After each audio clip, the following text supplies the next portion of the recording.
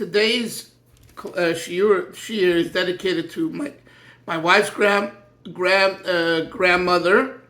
Her name was Basia, and my grandmother, her name was Bela, and both their yard site is on the same day.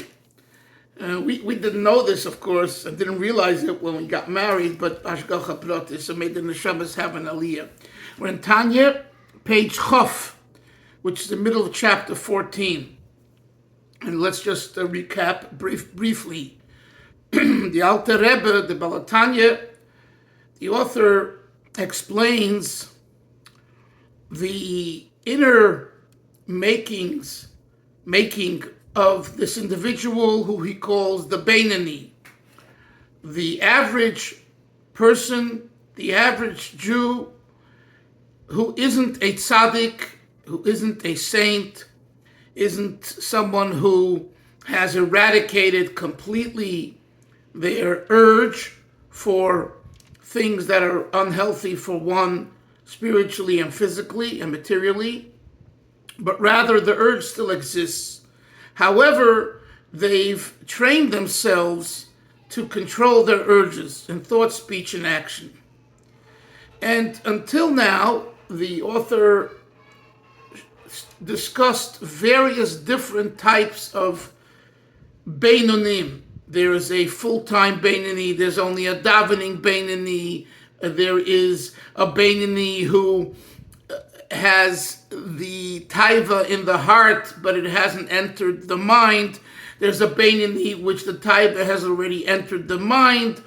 And he discussed ways of helping the Beinani to overcome the urge, whether it's God who stands to his right and helps him, or whether he has the wherewithal to have his mind control the heart, mind over matter, and various different types of details surrounding these type of people.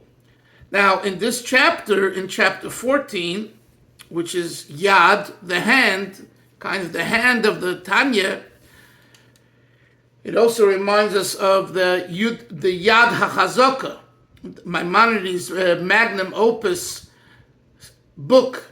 The Mishnah Torah is called Yad HaChazaka, the mighty hand, which is a quote from, of course, the Torah, God's mighty hand in slewing the Egyptians when we left Egypt, right? And the word Yad is 14, Yud Dalet, 14. Because in Maimonides' Mishnah Torah, there are 14 books, right? So the idea of Yad is like, I'm giving you my hand, I'm giving you a full set of svarim, of holy books, which gives you the ability to rise over every situation. So too, in the Tanya, when we say Yad HaChazaka, chapter 14, it's this chapter which gives us a hand to deal with the issue of Beinani. And how does he do that? So he begins immediately by saying the first line on page 38, V'hinei midas ha-Beinani hi midas kol adam. The attribute of the Beinani is the attribute of every man. V'achrea kol adam yimshech, and it is this that man should pursue. Shekol adam yochol liyos Beinani, for every person could be a Beinani b'chol eis u'b'chol shad, every time. So I told you yesterday that the word midas, the first word, the second word of the chapter 14 on page 38, is an unusual word to use, v'hinei ha-Beinani. Why does the Balatanya have to say midas ha-Beinani? If the word midas wasn't there, it would be self-understood. And number two, the word, if he does feel he needs to choose a word to express attribute, it's not midas. It's that midas literally comes from the word midah, to measure, right? A midah is a measurement. What do you mean the midah of the Beinani? the measurement of the Beinoni. So the Rebbe explained once that the Alter Rebbe doesn't use the conventional word, which would have been madregas, madrega, right? That's a word that we use throughout Chazal and other writings. The madrega of a person. What madrega are you at? That's the expression, right, Yoni? What madrega are you at? So it should have said here, v'hinei madregas ha-beinoni, the level of the Beinoni is the, what? Or today they'll say levels, next level. Right, next level. So the Hebrew word is madrega. Like madregas means the steps, going up on a ladder, the madregot, right? Anyway, it doesn't say madregas. You know why? Because madregas would imply a level that is beyond the average person. And that is not within every person's capability. So that's why the Alter Rebbe omitted the word, he substituted for the word madrega with the word midah. Midah means measurement. There is an idea that's called v'hinei. Avram, could you mute yourself, please? Midas ha-beinoni means the measurement that's applicable to every person. Every person has a measurement. You're 6 feet, you're 5 feet. In other words, measurement is more closely associated to the average person versus madrega. Madrega represents, in English we say, a level. You have to be on a level. And what if I'm not on a level? I'm a simple fellow. So that means it doesn't apply to me. So the Alter Rebbe doesn't use the word madrega. He uses the word midah, measurement. Every person has a measurement. And the Alter Rebbe is saying that every person in their own way, through their own measurement, can be a Beinoni.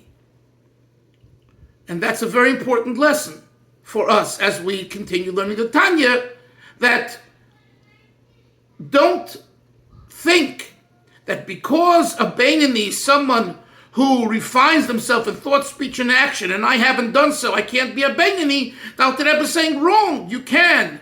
Maybe you're not a full day Beinoni, not a half day Beinoni, not a davening Beinoni, but you can be a Beinoni even for just 1 moment or 1 minute if there's an urge that you want to do and you control, and you get that out of your system as far as the practicality of that urge. Not that the urge is still not inside, but you control your thought. Something comes to mind that you want to think about that's not good, or whether it's gossip or other unhealthy thoughts, and you push it away. For that few seconds, you are a Beinoni. Yes, Yoni. I don't know if this is. It just occurred to me when you were just speaking about this nikuda.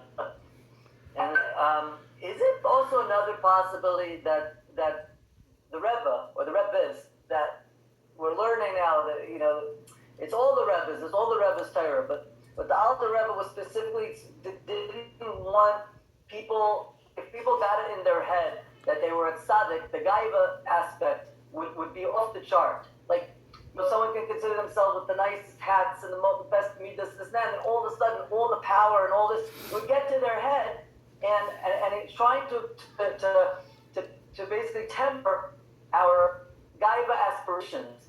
So instead of saying, we can be like this, the Beinoni is basically being a mensch.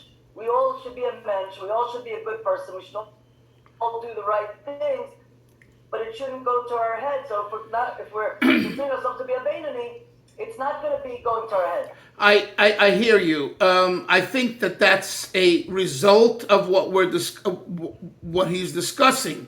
But to be a mensch and to not have gaiva, Pirkei Avos is adequate. You don't need Tanya. If you're a real truth-seeking, God-fearing person, and you learn Pirkei Avos and you take Pirkei Avos to heart, you won't have gaiva.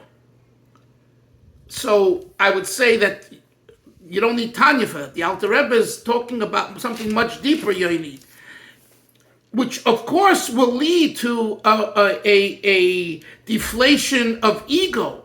But he's talking about looking at the inner trappings of the mind and the heart, which is much, it's much deeper as far as studying the consciousness of the individual, and who is the individual, and how is the individual, and that's Tanya. So yes, if you live the way the Alter Rebbe suggests we live in the Tanya, you'll have less gaiva, and you won't be as haughty, and therefore it's correct that the Balatanya, through his Chabad Hasidus, in a sense,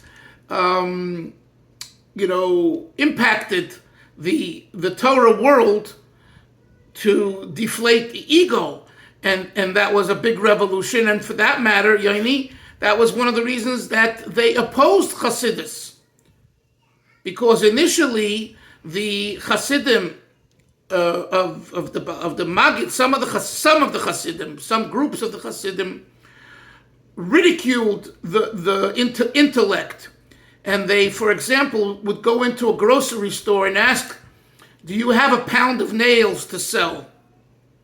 And the store owner would say, "Do you not see that this is a grocery store? This isn't a hardware store?" And they did that to make fun of themselves and of the general intellect in other realm. In other words, intellectually, everything has its place and everything has to make sense. And that was the way what they were called at the time, the Misnagdim, ran their life in a very, autocratic, systematic, intellectual way. And some of Hasidim wanted to break that. And they wanted to show that the Baal Shem Tov teaches that the soul, the neshama, is the ikar and not the moach and not the mind. So the way they did it in a very, very chutzpah way, where they kind of, laughed at intellect, which caused a great schism and a great fight between the Hasidim and the Misnagdim. The Baal Tanya and others came along and said to these Hasidim, "You're not going about it the right way." Ridiculing and making fun of others to make your point is not the way to go about it. In other words, the overall objective is correct, but the way you're going about it is outrageous. And I've said this before. This happened in the year 1770. And 1770 in the Hebrew is Tov Kuf Lamed. Tov Kuf Lamed can be also read as, you can also reverse the letters as Tov Lamed Kuf. Tok instead of Takal. Tok. Tok also is a Yiddish word, which means this isn't an objective. So the Hasidim would say, the Alter Rebbe's Hasidim and most other Hasidim, Hasidei Tok, Hasidei Tov Kuf Lamed is nit kein Tok. The Hasidim of 1770, it's not the objective. The approach is wrong. So, why do I say this? Because the Alter Rebbe then taught how and what a Yid is through his Tanya, and automatically the emphasis on the mind being the superior and being the essence of an individual, the Alter Rebbe says wrong. The essence is the soul, and the mind is a very important instrument, i.e. Chabad. See, so what the Alter Rebbe did was, and that's why the Misnagdim opposed specifically the Alter Rebbe more than others. And at the same time, when they came to understand after Yutes Kislev and subsequent years, a lot of the literature felt closest to Chabad, and not to Karlin Stolin, and not to Ger, and not why? Because the Litvak approach to Torah meshes very well with the Chabad approach to Chassid, to Torah, which is using the brain. So the Litvaks use the brain for the Gemara. Chabad uses the brain in addition for the Gemara, for Chassidus, for God, right? So they felt an affinity, but initially, they didn't know what Chabad is. They didn't know what the Alter Rebbe's Tanya is all about. It was a chiddush. It was a novelty.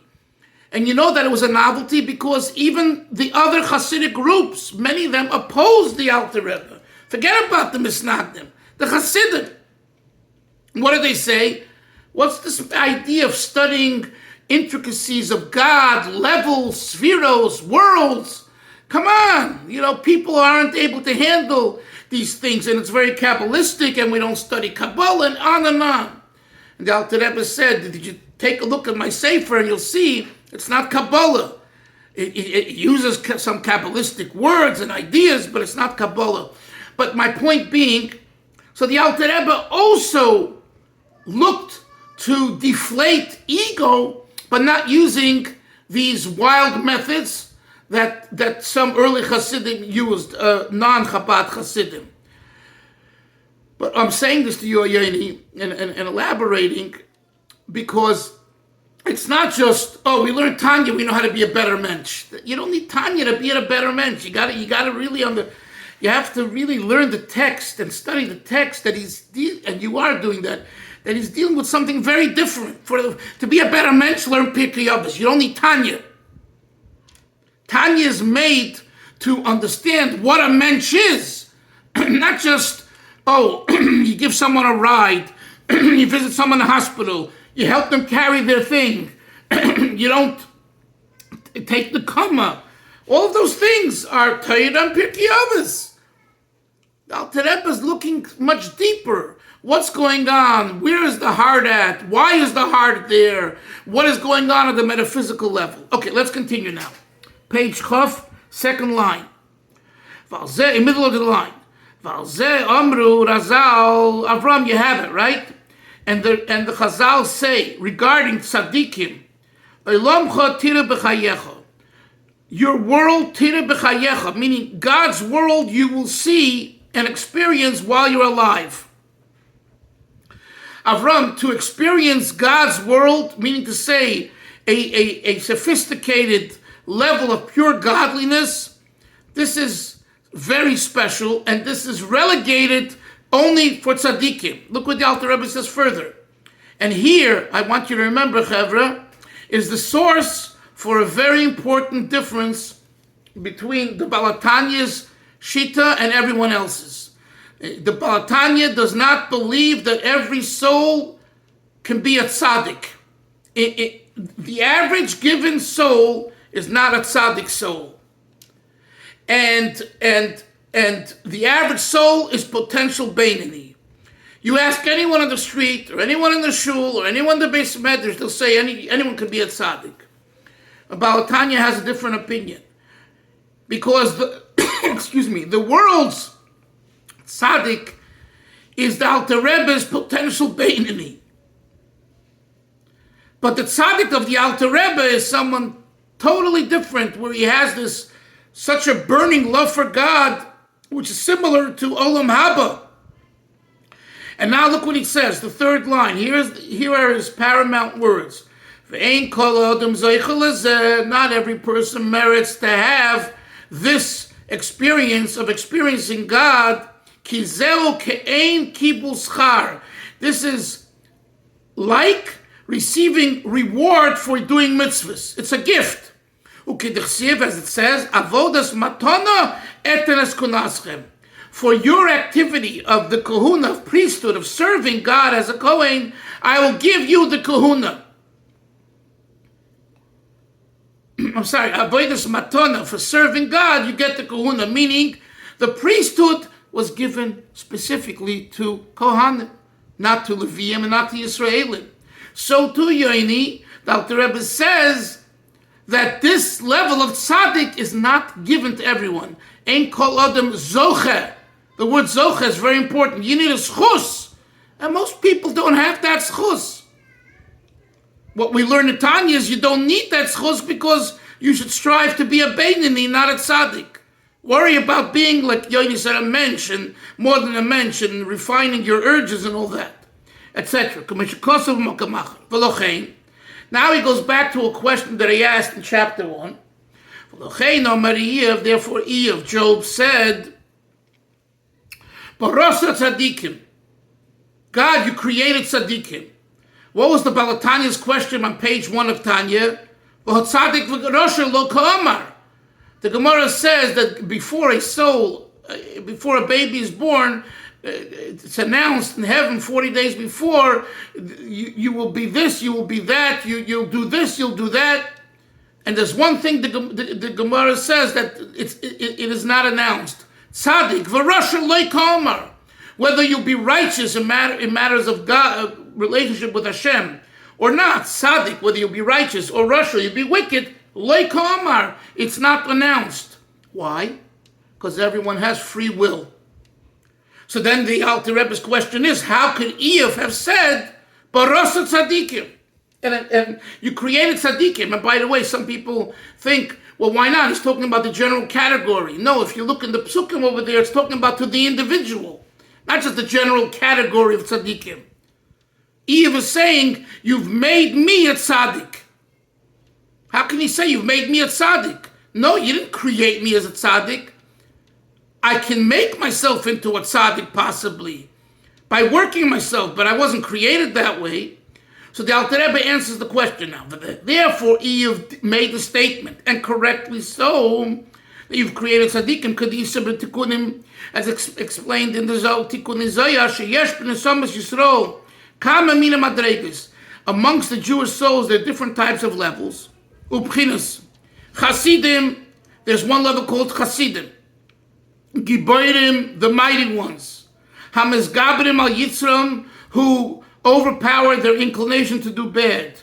Then there is Mori Torah, masters of the Torah, Nevi'im, and then there's the fourth level is Nevi'im prophets. Tzaddikim Chuli Ayin Sham. So what do we see from this?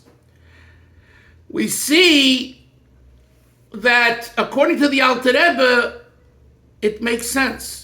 Barasa tzaddikim, yes, you created tzaddikim, but that's not talking about the average person.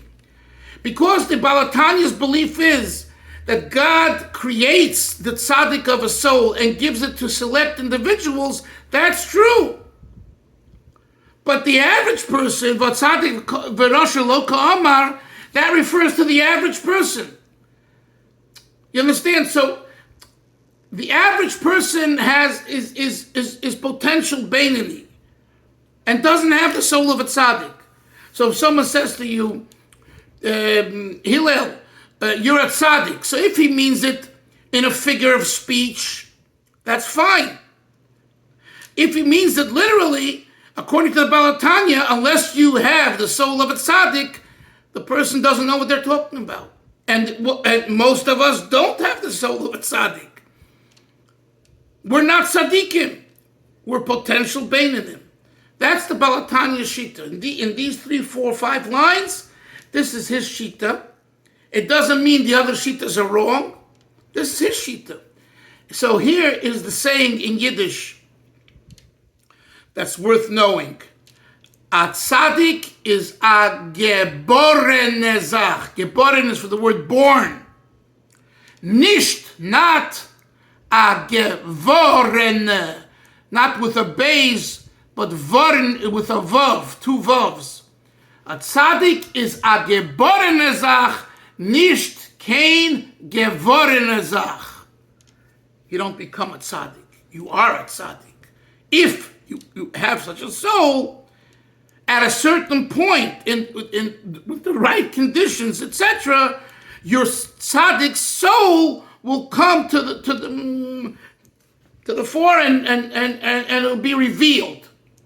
By the way, this means also that even if you have a tzaddik soul, but for some reason it wasn't revealed, you won't be a tzaddik 120 years of your life. There has to be the right conditions for it to come about. So that's how the Alter Rebbe answers that question. Now he goes, let's continue, to the next statement in the first page of Tanya.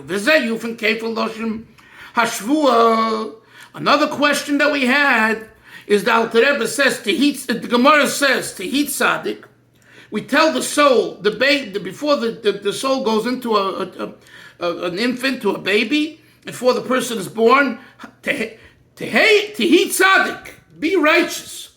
V'al tihi Rasha, don't be wicked. The Lechura is seemingly tamua, this is wondrous, this is difficult. Ki mi'acha shemashbino yisay tihi Tzaddik, once we say to the soul, take an oath that you be righteous, why do you have to give him another oath that he shouldn't be wicked? It's redundant. And the answer is Eli Mishum She'en Kol Adam, based on what I just said. The Alter Rebbe says Mishum She'en Kol Adam Zoichel Tzaddik, since not every person merits to be a tzaddik, V'yein Lo Adam Mishpat HaBchira B'zeh, and a person doesn't have true will regarding this. Kol Kach, he says so much. Doesn't have so much control. We'll see later what he means. Lisanig Hashem be'emes, to have true pleasure in God. V'shiyeh hara, Moshe, mute yourself please. V'shiyeh hara mois mamish be'emes, and that the opposite, Avram, that a person should have this great tainug, pleasure for God be'emes. Not everyone merits to that, and if simultaneously to have to despise evil, moas mamish b'ra be'emes, with truth. And since most people don't have that, so therefore the Chazal say, take a second oath. Al tihi Rasha, al kol panim. At least don't be wicked. I know you're not a tzaddik. Tihi tzaddik, most people are not tzaddik. But the second part of the oath, v'al tihi Rasha, that's something that is shayich, that is possible for you. So please do that.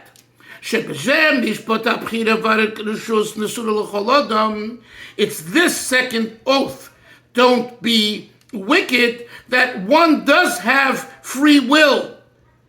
And permission was given to every person, to control his or her indulgences, and to conquer the inclination. Not to be a Rasha even 1 hour of his life, whether it be regarding matters of averting evil, or matters of doing good. Toiv refers to Torah. Dahainu, Talmud Torah shekeneged kulam. A person, if he wants to learn every moment Torah, he can. He has the free will. Nevertheless, says the Balatanya, although I've told you that not everyone merits to have the soul of a tzaddik, a person should set times to find advice for his soul, to despise bad. And he quotes a Gemara here, like the advice given by our rabbis, Isha Hamas Malaya Tzoya, thinking about women and lusting for women. The Gemara says you're lusting for a full cup of feces. Now, of course, some women, go crazy with this chazal. The Gemara calls women feces, but they fail to understand or want to understand that the Gemara is talking to the man. The Gemara is not talking to the woman. The Gemara is saying, you man who lust women, you're lusting feces. Why are you lusting feces? Because if a woman to you is part of your lust, it's a piece of feces. But if you want a woman for the sake of marriage and having children, that's desirable and very much supported by Torah. So the Alter Rebbe says here, if a person has a desire for such things, unfortunately they're at that level. So then you have to really use some idea which means it's disgusting, and it's just like food. The Kabbalah says about food of indulgence, all food comes from the waste, the feces of the angels. Imagine you're eating a delicious steak, and what you're eating is feces. Or the big buildings with and the grandeur and all of the tivus, indulgences for material matter. It's a bunch of feces. So that's all said to the indulgent, to the luster, to the person who has the lust. It's not, it wasn't made to say that a woman is feces. Of course not. A woman was created by God. A woman is even more holy than a man. But that's the woman as a woman, not the woman as the woman, the sexuality, the sexual object. Yeah, if it's a sexual object to you, it's feces. Because you're feces. Your whole mind is feces. So that's what the Chazal are saying. And the Alter Rebbe uses this here, and he says here, Yoini, tzarech lekvoy leitim. You have to set times to think about this. Because if the Beinoni is struggling in this area, and they just want to indulge in this area, then take some time to realize what you're doing and what you're indulging and who you are. Like I told you the story the other day. I don't know about, the Zayda says, I don't know about pretty girls, but I know you. And I know you lust for pretty girls. You understand? It's all about, in this case, the man. The person who is seeking. It's not about the woman. It's not about the food. Food is neutral, and women are neutral. It depends how you apply. Let's go further. And he says, Ukahai gavna. And so with other matters. We'll stop here, and tomorrow we'll continue what the other matters are, and we'll finish in with Hashem, the chapter. Okay, Chevra, have a great day, everyone. Sei gesund. Take care. Bye-bye. Thank you. Bye-bye.